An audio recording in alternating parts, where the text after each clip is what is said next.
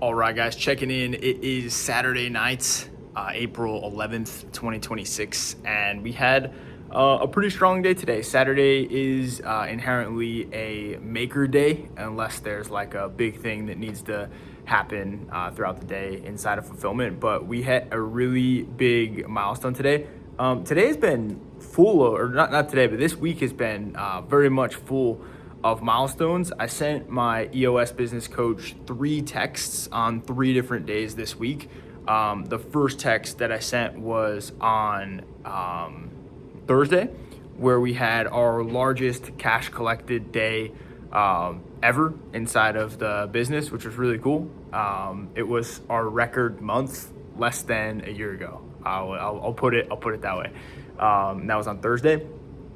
And Friday was that we sent out 2 job offers and they both got accepted. So we hired 4 people within the past 30 days out of the 5 that we need to hire for the entire quarter. So sent out 2 new job offers, got those accepted. And then today was the first day, I think actually ever, because we brought on our project management system, ClickUp, around this time last year.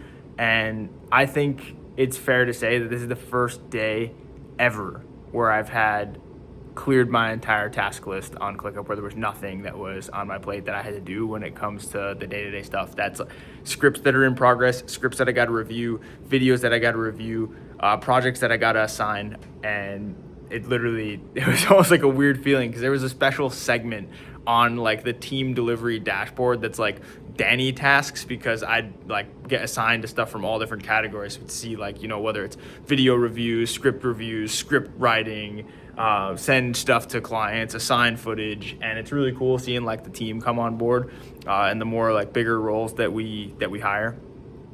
Just being able to get more out of the day-to-day so we can work on really big stuff, because tomorrow is a really big maker day of the critical tasks. So we're finalizing our onboarding process. And I feel like I've said this in a lot of the videos, like over the past few months. Oh, we're finalizing our onboarding process. We're finalizing this. We're finalizing our system for that. And I'm a big believer in that the theory, not necessarily theory, but just like iterations as a whole, where it's like, you must do the first rep and allow for it to be ugly so that you have a baseline to improve upon. There's no such thing as nailing it on the first try. Like, we have to ship something and get something out so we can improve upon that thing. We're not going to nail it and it's not going to be perfect the first time. This has to be like the 10th iteration of our onboarding process. And this time we now know what we need to do in terms of systematizing the process within the business to then automate it. So our onboarding process is going to have to get tweaked a little bit. We're going to need a specific set of information in order to trigger the next step. It's not just, oh, what information does Danny need in order to write 90 good strips? Now it's like, well, what information do we need from the client so that our post-production team has what they need, because that's not me anymore. What information do we need for our script writing team to be able to know the client as if I know him, because I'm not gonna be the one that does that anymore. And then next is the strategy piece. So like, what information do we need from the client in order for someone else to come up with the strategy, someone else to come up with the ideas, the script writers to write the scripts, and post-production to understand the client's brand guidelines without me involved. So now that's what we're building for. It used to be like, oh, what information does Danny need to execute this? Now it's like, what information does team that's not Danny and AI need to be able to execute this?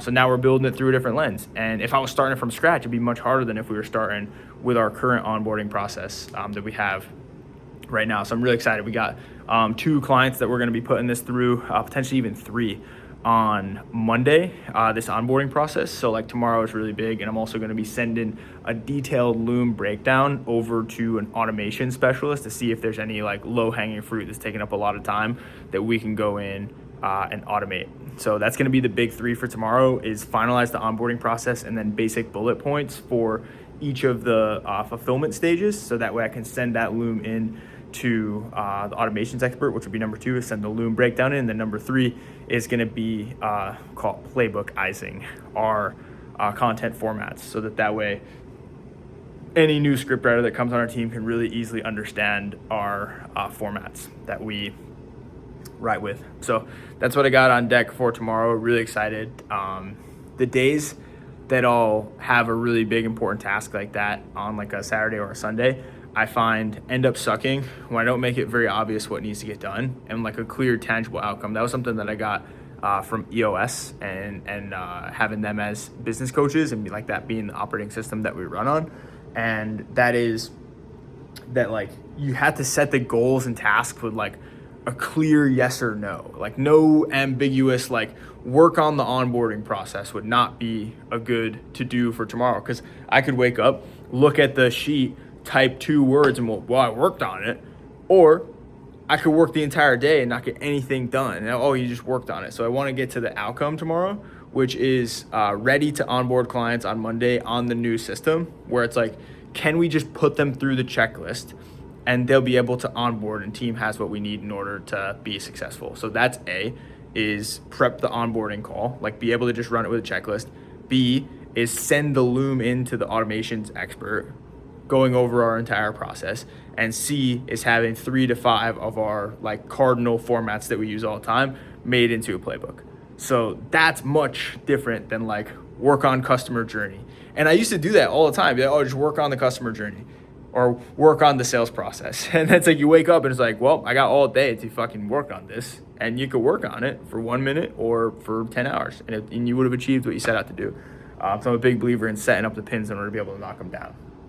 Anyway, deep work for today was finish the 100 scripts for our client that we're going to see in Sarasota. This is sending them in with a week before I'll be next week at this time. I will hopefully be asleep because it will be midnight Eastern time. It's 9:10 over here on the West Coast.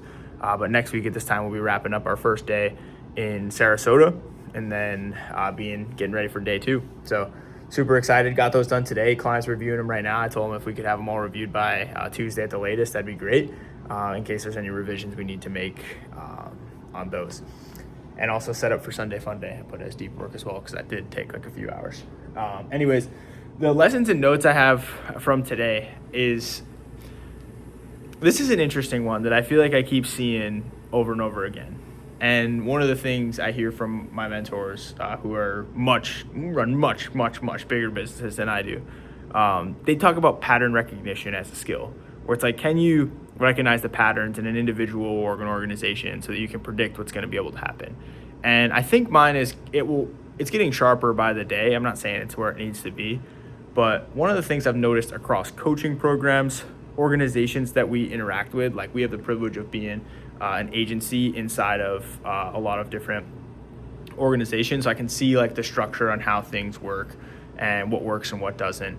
And it's very interesting seeing how apples really don't fall far from trees, whether it's with family dynamics and like how you were raised. Like, I mean, up until what age are you literally just a reflection of your parents? And then there's a day that you wake up and it's like you become your own person, but still like there's roots that are inside of your brain and genetics that like can take some work to shake off if you want to, and understanding the things that are there. So you have the apple doesn't fall far from the tree on the family side, but also very much on the business side from what I've noticed.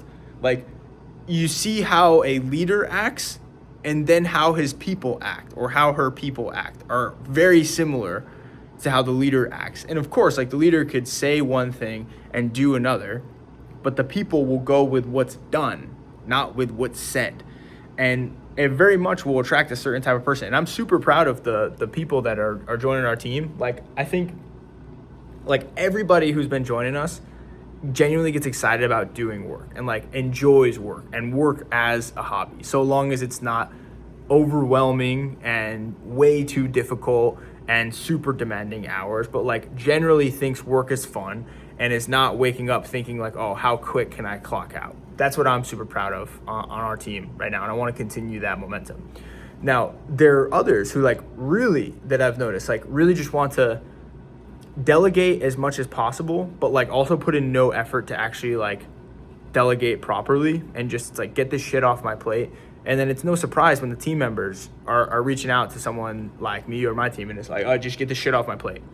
And it's like, well, is it because the leader set the standard as to how things go? Like, anyone can say anything and just be, oh, this is how it works, and then you don't do anything. Like, you don't do anything like that. Well, how do you expect your people to do the same thing? So I could say, yeah, guys, like, we work hard here. Well, do I wake up at fucking 10 a.m. and try and cut out by 2 p.m. and do no work while I'm there. No, like I'm up for the most part at 5, with the exception of the weekend recharge day, which I'll put here at 7, which is like a grotesque sleep in, and then still get up and work the entire day. And I would say, yeah, I had fun today. And I think the team reflects that. So I think that it ties in really good with this next one here, which is power of accountability, where it's like, okay, if your people aren't on point, you could blame them, or you could say, buddy, like, you were the one that hired them, you were the one that trained them, and you're the one that's allowing them to stay. How about that? The power lies in where the finger is pointed. So if you're like, yep, this is the rip, it's because the president, or it's because of the economy, or it's because of COVID. Like, people that say, oh, well, COVID was 6, dude. I was in high school when COVID happened, bro. Like, the power lies in where the finger is pointed. So if you can point it at yourself, you have the power. Even when other people are doing things you don't like, well, what's in my control? What can I change that's in my control? And that allows us to have more power than we have unless we blame everything else. I kind of got pissed at something that happened today, because there was something that was like, I'm all about taking responsibility. Seriously, I believe that the power is in the person that the finger is pointed at. But there was something that was just like brutally not our fault or problem at all. I'll give a vague example without using specifics, but basically I'm trying to like not give an actual example. Basically, there was a description that had to be written for one of the posts that we put out, and that description was not relayed to us, and like we were burned at the stake for not using that description. And then there was somebody, not the leader, but somebody on the team that didn't relay the description. And then I got the brunt of it. Team got the brunt of it, not the person who actually was responsible. And I think it stems a lot in team structure. So I get excited just seeing things like that, because I mean, for the longest time, I would go about my day just trying to do the opposite of everything that I was taught and knew.